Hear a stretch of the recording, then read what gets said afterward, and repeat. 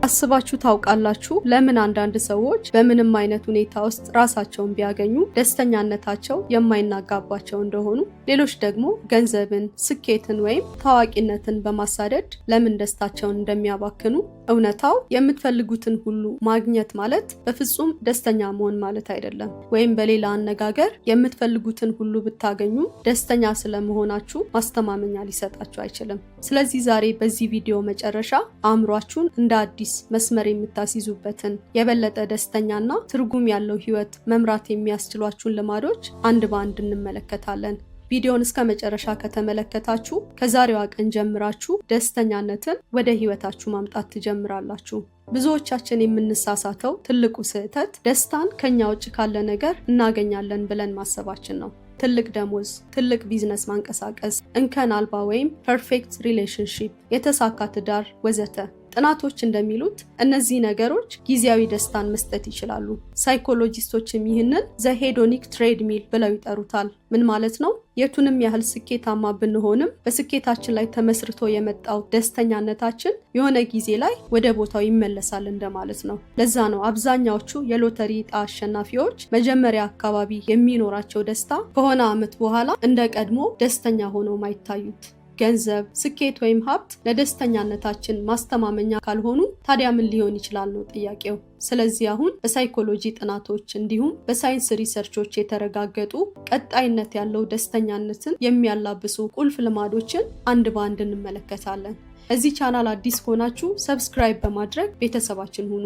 ቪዲዮን ከወደዳችሁት ላይክ ማድረግ እንዳትረሱ። ዓላማ ያለው ግንኙነት።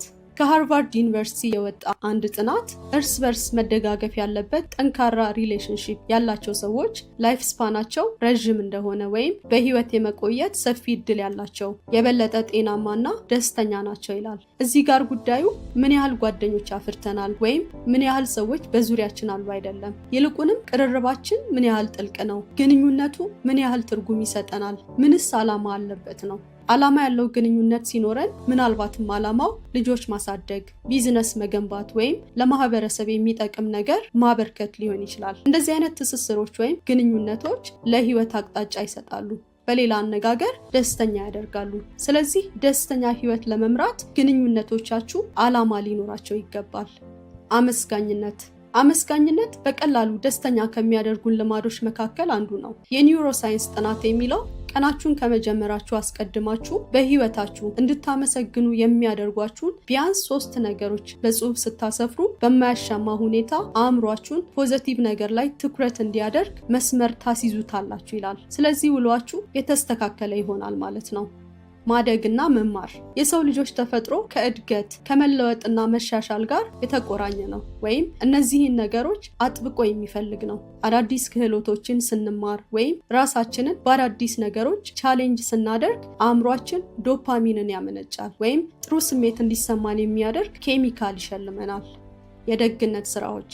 ሰዎችን መርዳት ወይም የደግነት ስራዎችን መከወን በዋናነት ደስተኛ የሚያደርገው ከተረጂዎቹ ይልቅ ረጂውን ግለሰብ ነው። ትንንሽ ወይም ጥቃቅን የሚባሉ ድርጊቶች እንኳን ቢሆኑ፣ ለምሳሌ የአድናቆት ቃላት፣ ቅድሚያ መስጠት፣ በር መክፈት የመሳሰሉ ለሌሎች ቀላል የሚመስሉ ነገሮችን ማድረግ አእምሯችን ላይ የሚጨምረው የደስታ ስሜት አለ።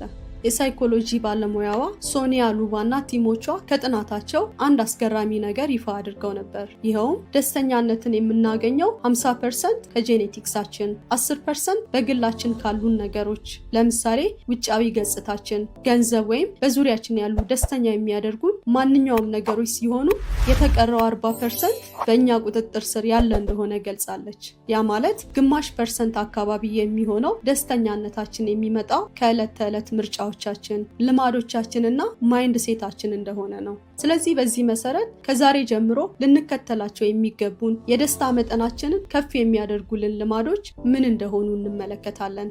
ቀድመን እንዳልነው ቀናችንን በምስጋና መጀመር። በእያንዳንዷ ማለዳ ከእንቅልፋችን ስንነቃ ቅድሚያ ከምንሰጠው ልማዶቻችን መካከል ደስተኛ የሚያደርጉንን ነገሮች በጽሁፍ ማስፈር መለማመድ አእምሯችን መልካም ነገሮችን እንዲያስብ ቀድመን ሴት እናደርገዋለን። ሌላው የአካል ብቃት እንቅስቃሴ መስራት ነው።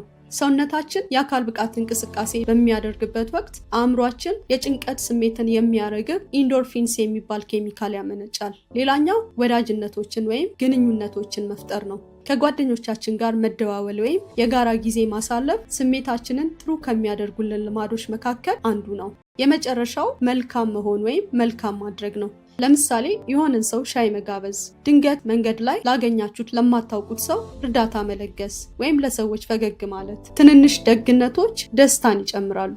ስለዚህ ደስተኛ መሆን እንደዚህ ቀላል ከሆነ ለምን ብዙ ሰዎች ደስተኛ መሆን ያቃታቸው ይመስላችኋል? ምክንያቱም ደስታን በሚያሳጡ ወጥመዶች ውስጥ ራሳቸውን ስለሚከቱ ነው። ለምሳሌ ራስን ከሌሎች ጋር ማወዳደር። የሶሻል ሚዲያ አጠቃቀማችን ራሳችንን ከሌሎች ሰዎች ጋር እንድናወዳድር ተጋላጭ አድርጎናል። ስለዚህ መፍትሄው ትኩረታችንን ከሌሎች ላይ አንስተን በራሳችን ጀርኒ ላይ ወይም በራሳችን የህይወት መስመር ላይ ማድረግ ነው። ፐርፌክሽንን ማሳደድ። ህይወት እንከን አልባ እንድትሆንላችሁ መጠበቅ ከጀመራችሁ በአጭሩ ራሳችሁን ላላስፈላጊ ብስጭት አዘጋጅታችኋል ማለት ነው። ስለ ትላንት ወይም ስለ ወደፊት እያሰቡ መኖር።